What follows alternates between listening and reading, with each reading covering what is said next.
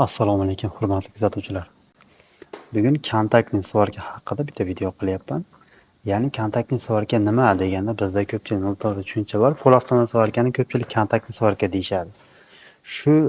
Shuning uchun kontaktning svarka haqida ham bir alohida video chaqirib tushuncha berib o'tib ketyapman. Qayerlarda kerak bo'ladi bu narsa?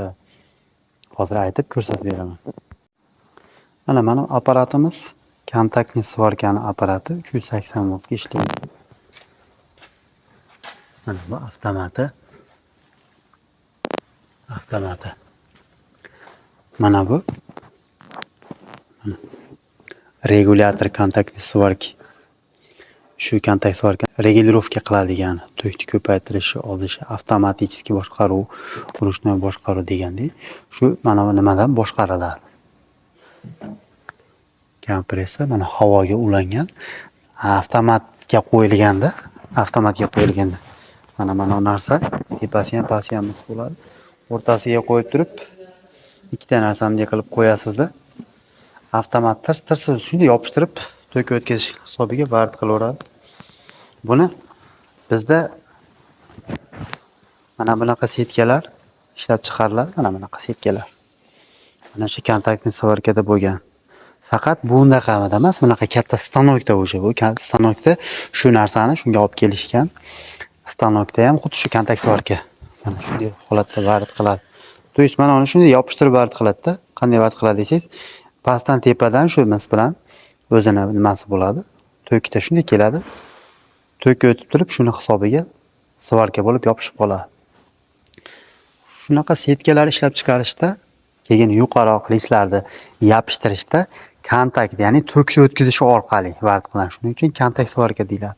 Bu yerda mana hozir ruchnoy bu stanokda vard qilishga mo'ljallab qo'ygani uchun mana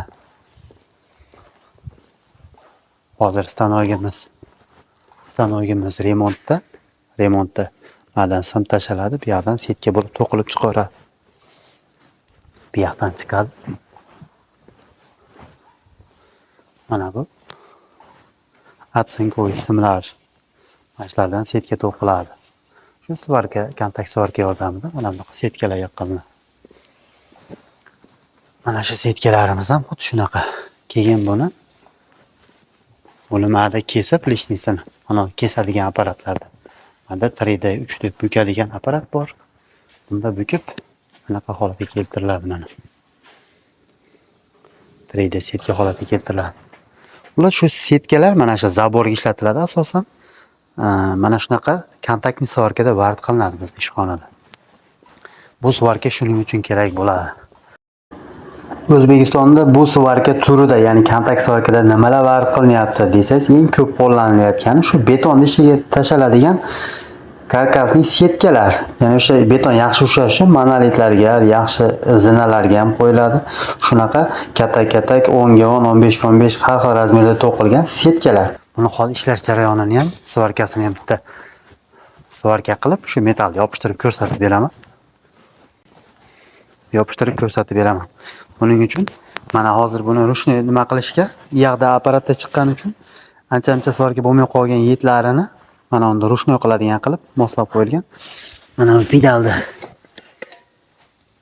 mana bu bitta massasi, mana bittasi bunda bitta baza bo'lsa, mana uni ustiga bu apparat nimani hisobiga vard qiladi desangiz, bu apparat tokni hisobiga vard qiladi. Katta напряжение, ikkita tokni orasida mana bu metal mana bu vard qilinadigan simmaga qo'yiladi. Bu ikki tok pastdan tepadan qisib shuni vard qiladi. Shuni hisobiga tok o'ti vard bo'lgani uchun kontaktli svarka deyiladi. Bu apparat hozir 380 ishlik katta apparat, lekin kichkinalari ham bor. Men Azonda ko'rdim, dasha 220 ishlaydigan kichikroqlari ham bor ekan. U kichikroqlari mana bundaqa yaxshi qilmaydi-da, lekin bundan kichikroq simlarni, masalan, bittasi yozdi yaqinda. Haligi qushlarning setkasini nimada to'qisa bo'ladi, yo to'qiydigan apparat qanaqa deb bir savol yozuvdi.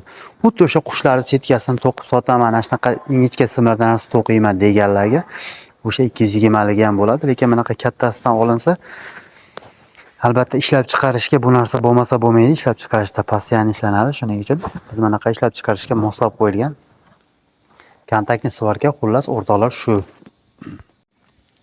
Xullas kontaktli svarka haqida bir qisqacha tushunarli ma'lumot bera oldim deb o'ylayman. Nimaga ishlaydi? Основание tok. Bu yerda lishni hech narsa ketmaydi, faqat tok ishlaydi. Boshqacha mana pol avtomatda gaz ketadi, sim ketadi deganda unaqa narsa yo'q. Bu yerda faqat shu tok shuni hisobiga ishlaydi. Shu ikkita tokni bir-biriga tok o'tkazish yo'lini vard qilgani uchun kontaktni svarka deyiladi. Shuni hisobiga vard qiladi va kontaktni svarka deyiladi.